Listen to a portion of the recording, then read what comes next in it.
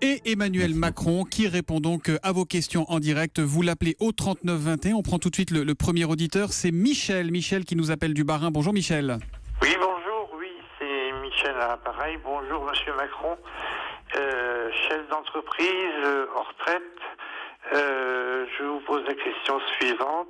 Ne serait-il pas possible de passer aux 39 heures progressivement en 4 ans, de 35 à 39 heures? Cela ne créerait pas de choc et économiserait de 12 à 22 milliards d'euros, coût des 35 heures selon les experts. Alors, faut-il revenir sur les 35 heures, Emmanuel Macron? Merci Michel. Bonjour monsieur. Écoutez, moi je me suis plusieurs fois exprimé sur ce sujet. Je ne crois pas que revenir sur la durée légale soit une bonne façon de faire, parce que ça ne correspond pas à la réalité partout. Ce que je pense, c'est qu'il faut donner plus de flexibilité. Alors on l'a fait avec les accords de maintien dans l'emploi pour les entreprises qui sont en difficulté. Ça existe pour les accords de compétitivité également, où vous pouvez négocier au niveau de l'entreprise les conditions d'un retour en effet à plus de travail, sans être forcément payé davantage, ce qui accroît la productivité. Et c'est le fruit d'un dialogue social. Je suis de manière plus générale pour une flexibilité négociée, parce que je pense que ça correspond Ça veut dire quoi à notre exactement? temps. Ça veut dire que je pense qu'aujourd'hui, et c'est d'ailleurs la philosophie qui a été portée par le Premier ministre dans ses annonces de la semaine dernière, il faut que la loi définisse un cadre. C'est le cœur des propositions faites par messieurs Badinter et Lioncan, mais également par messieurs Sett et Barthélémy. Il faut que la loi puisse définir un cadre, un ordre public social, un socle. Et ensuite, il faut que les branches d'activité et les entreprises puissent, par la négociation, eh bien, définir les règles. Parce que certains secteurs ont besoin de plus de flexibilité que d'autres.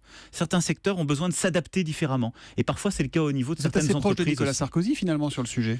Je pense que Nicolas Sarkozy, qui, quand il était candidat à la présidence de la République en 2012, proposait de supprimer, lui, tout dialogue social et voulait mettre fin à ce modèle, a mis de l'eau dans son vin. C'est sans doute lui qui, quand je vois ses déclarations récentes, cherche à copier les déclarations qu'on a pu faire. Je ne suis ni dans l'excès qui consiste à tout déchirer dans le modèle social, ni dans le conservatisme. Une question de Bayard Ronès sur Twitter avec le hashtag #1Macron. Que pensez-vous du fait de payer le simple fait d'avoir un compte bancaire? On a appris hier que la BNP notamment voulait s'y mettre. Je crois que c'est 2,50 € par mois. Alors, le droit au compte, il existe. Il y a justement là-dessus... C'est même une obligation d'avoir un compte bancaire des banques. Nous y sommes très attachés, donc nous continuerons à le faire. Après, il y a aujourd'hui, je le vois bien chez certains réseaux bancaires, la volonté de faire payer, en effet, pour certains frais, parce que les taux sont bas. Moi, je pense que nous sommes attachés à ce droit au compte, et c'est très important, en particulier pour les particuliers et les personnes les plus démunies. Et je crois que Michel Sapin en particulier, qui est en charge de la régulation bancaire et de la supervision des banques, y est très attaché. Mais elles exagèrent un peu là de faire payer le compte comme ça, 2,50 € par mois. J'ai pas vu de proposition aujourd'hui en dur, comme on dit sur ce sujet. Donc, la BNP, c'est 9 millions de clients. Je veux croire qu'il s'agit d'une rumeur. Non, je pense qu'ils vont essayer de faire payer certains de leurs clients les plus avantagés, ou peut-être les entreprises. Mais en tout cas, pour les clients normaux, ça ne peut pas être une politique aujourd'hui. Question suivante avec Lionel. Bonjour Lionel, vous nous appelez du Maine-et-Loire. Oui, bonjour et bonjour Monsieur le Ministre. Bonjour, Je voudrais évoquer avec vous la concurrence déloyale dans laquelle notre compagnie nationale Air France se trouve par rapport aux compagnies low cost desservant notre territoire. En effet, ces compagnies low cost reçoivent des subventions pour venir opérer sur les aérodromes français. En plus du dumping pratiqué par les compagnies du Golfe, Air France se trouve donc en concurrence déloyale avec les compagnies low cost auxquelles chaque euro versé constitue une gêne impactant négativement son bilan financier, bien qu'elle soit bénéficiaire pour l'exercice de cette année. Enfin, serait-il possible de lui trouver des dirigeants tournés davantage vers l'opérationnel plutôt que vers le financier, comme ce fut le cas il y a quelques années, accompagnant l'expansion de la compagnie, alors que nous sommes maintenant vers une réduction du personnel et du nombre d'avions, sacrifiant ainsi l'outil de travail et ses moyens humains associés. Lionel, je précise que vous êtes un pilote de ligne à la retraite, Monsieur Macron. Oui, bonjour monsieur. Vous avez raison de dire qu'Air France est confronté en effet à plusieurs formes de concurrence. Alors je suis un peu surpris de ce que vous dites sur les low cost, parce qu'il peut y avoir des politiques très locales avec des aérodromes de province, mais il n'y a pas de politique de subvention des low cost aujourd'hui. Par contre, elles réduisent les coûts, elles sont plus dures sur les coûts salariaux, elles offrent moins de services que en effet Air France. Donc c'est une offre différente qui correspond aussi à une demande de nos concitoyens et des concitoyens européens, ce qui a été une concurrence pour la compagnie nationale. Et puis, de l'autre côté, l'attaque des compagnies du Golfe, qui, elles, ne respectent pas certaines règles, en particulier de droit social. Et donc, là-dessus, mon collègue Alain Vidalis se bat dans les enceintes internationales pour qu'on fasse davantage respecter les droits. Mais aujourd'hui, Air France est confronté à un défi stratégique, qui est justement celui de sa compétitivité. Notre devoir, c'est de tout faire pour améliorer celle-ci. Et donc, en effet, il faut qu'il y ait des efforts qui soient faits. Il faut qu'ils soient faits par toutes les catégories de personnel. Alors, il faut qu'ils soient faits dans le respect du dialogue social, dans le respect, en effet, de celui-ci, et pas par un intérêt financier de court terme. On n'a pas pris suffisamment tôt. On peut vous trouver très dur avec Renault, dont on parlait avec les experts à 7h15, et finalement assez clément, voire assez absent avec la direction d'Air France. Mais on a l'impression que l'État ne veut pas s'en mêler, là. J'applique exactement le même principe. Vous savez, Thomas Soto, l'État actionnaire, il ne doit pas adapter son comportement aux personnes ou aux situations. Mais il y a des principes. C'est peut-être ça aussi qui a changé dans la période récente. Et moi, j'ai des principes simples. L'État actionnaire, il s'occupe de sujets d'actionnaire, de sa stratégie du long terme. C'est ce que je disais pour Renault. Mais l'État actionnaire, il n'est pas dirigeant d'entreprise. Et donc, de la même façon, nous sommes un actionnaire de référence dans la compagnie Air France, nous ne sommes même plus actionnaires majoritaires. Et donc, je n'ai pas à me substituer aux dirigeants de l'entreprise pour leur expliquer comment ils doivent la diriger, comment ils doivent mener le dialogue social. Ça n'aurait pas de sens. Donc, nous ne sommes pas absents, nous sommes actionnaires. Nous voyons de manière régulière, il y a encore 10 jours avec Michel Sapin, nous avons vu l'ensemble du comité exécutif d'Air France pour leur demander des réponses précises sur leur façon de répondre à ces défis stratégiques. Mais oui, il faut une politique de compétitivité, il faut réduire les coûts. Mais ça n'est pas que la seule réponse. Il faut des alliances à l'international, il faut une vision stratégique. Et sinon, en même Air temps, France disparaîtra. Sinon, Air France continuera à être menacée et fragilisée. Nous avons manqué d'anticipation. C'est là où l'État doit être plus dans l'anticipation qu'il ne l'a été par le passé. Mais nous devons être exigeants avec chacune des catégories constituées en demandant à toutes et tous un effort. Il faut le faire dans le respect et dans le dialogue social. Avant de prendre Jacqueline au téléphone, une question que j'ai envie de vous poser sur le plafonnement des indemnités au prud'homme en cas de licenciement sans cause réelle et sérieuse. C'est une mesure qui était dans la loi Macron 1 et qui avait été censurée par le Conseil constitutionnel. Souhaitez-vous qu'elle revienne dans la loi Macron 2 ? Est-ce que ce plafonnement des indemnités au prud'homme va revenir sur le devant de la scène ? Je l'espère, en tout cas, je le soumets au président de la République et au Premier ministre, quel que soit d'ailleurs le véhicule législatif qu'importe, pour que ce soit le plus rapide possible. On a une réforme des prud'hommes qui est entrée en vigueur. On en voit les premiers mérites. Ça va plus vite, c'est en train de se réformer.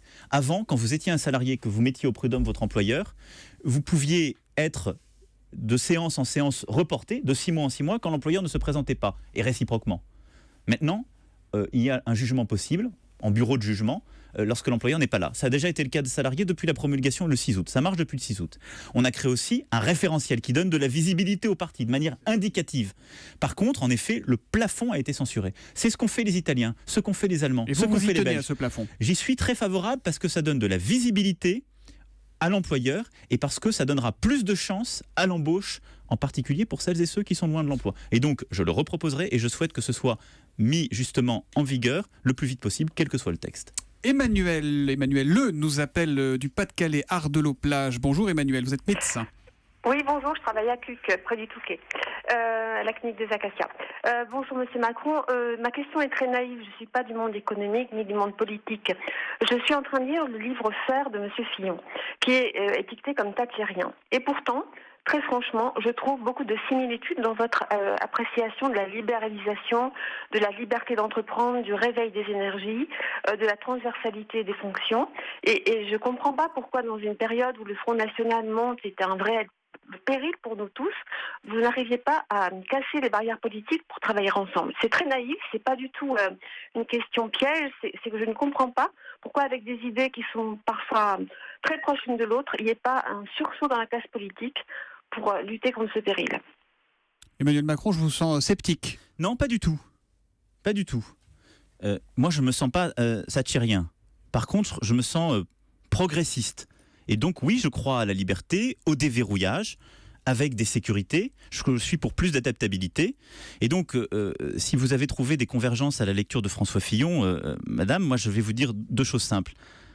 Il s'est découvert réformateur après avoir été Premier ministre. Parce que, à la différence de ce que je fais, moi je suis ministre depuis un peu plus d'1 an, j'essaie d'appliquer ce que je pense. Il a été pendant 5 ans Premier ministre de mon pays. C'est dommage qu'il écrive un livre 3 ans et demi après pour expliquer ce qu'il aurait fallu faire. Là, vous redevenez politique. Non, je ne suis pas politique, mais c'est vrai, c'est un peu trop facile. Donc, on prend des coups quand on essaie de porter ce à quoi on croit. Mais il faut les prendre en direct. Et peut-être qu'il était en désaccord. Moi, j'ai du respect pour François Fillon. J'ai de l'estime pour lui. Mais s'il pensait vraiment ça, il ne fallait pas qu'il accepte à ce moment-là ce que Nicolas Sarkozy lui a demandé de faire. Il y a de la cohérence et de la constance à avoir quand on est femme et homme politique. Et donc, c'est trop facile d'écrire 3 ans et demi après ce qu'il fallait faire. Moi, je vous dis aujourd'hui ce que je pense, ce que je crois, et j'essaie de le faire dans un collectif gouvernemental. Puis la deuxième chose, vous savez, ce que je suis en train de vous dire, je l'ai porté dans ma loi croissance-activité. Et je n'ai pas vu un ancien Premier ministre qui a voté cette loi. Et donc, moi, je crois comme vous qu'on peut, en effet, rassembler les femmes et les hommes de bonne volonté. Mais il ne faut pas dire que c'est pour demain. Il faut le faire quand les textes se présentent au Parlement. Il faut le faire en vrai. Je regrette que Monsieur le Premier ministre François Fillon ne l'ait pas fait quand, en tant que parlementaire, il avait l'opportunité de le faire sur la loi croissance-activité. J'espère qu'il le fera sur la 2e loi que je porterai. Moi, je suis pour une gauche ouverte. Je suis moi-même pour que le camp des progressistes soit le plus large possible, parce que c'est le vrai camp qui doit gagner la bataille contre les conservateurs. Et c'est ça qui fera réussir mon pays. Donc finalement, si vous voulez êtes m'entendre plus proche du Premier ministre Manuel Valls que du Premier ministre François Fillon. Mais Monsieur Soto, je travaille dans un gouvernement aujourd'hui, je suis engagé auprès de Manuel Valls et du Président de la République, mais je suis, moi, pour cette ouverture d'action. Donc je comprends tout à fait ce que vous dites, madame. Et moi, j'adhère à ce sentiment spontané qui est de dire il faut qu'à un moment, toutes les bonnes volontés se rejoignent. Je suis favorable à ce mouvement. Mais je ne suis pas favorable aux postures qui font qu'on écrit des remèdes juste après avoir administré la potion et qu'on dit je suis pour l'ouverture de toutes les énergies, mais qu'on ne se l'applique pas à soi-même. Merci beaucoup Emmanuel Macron d'avoir répondu aux auditeurs d'Europe 1. Votre prise de position, vous êtes favorable donc à l'idée d'accroître la part de mérite dans les salaires des fonctionnaires, fait énormément réagir. Je crois que Macron vient d'annoncer les manifs de cet hiver, #fonctionnaire, écrit Philippe Vercruisen. Ça vous inquiète ?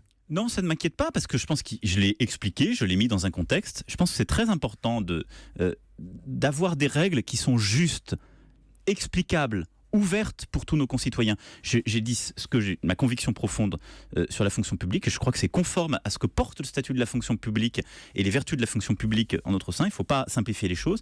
De la même façon, vous m'avez entendu défendre, en effet, plus de simplicité, plus de liberté pour le droit du travail. Et j'ai vu beaucoup des remarques de vos auditeurs par justement l'Internet et le Twitter qu'on a là dans le laboratoire. Moi, je veux leur dire une chose simple.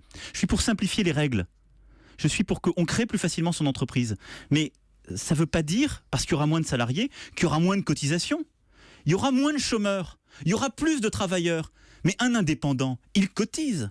Et donc, je suis pour simplifier les règles, les rendre plus transparentes pour toutes et tous, et créer plus de justice. Notre économie, elle a besoin de plus de simplicité, elle a besoin de plus de justice, elle a besoin de plus de transparence. C'est ça, ma philosophie. Et vous savez, quand un jeune, pour qu'il aille garder par exemple des anciens à domicile, on lui demande d'avoir un local.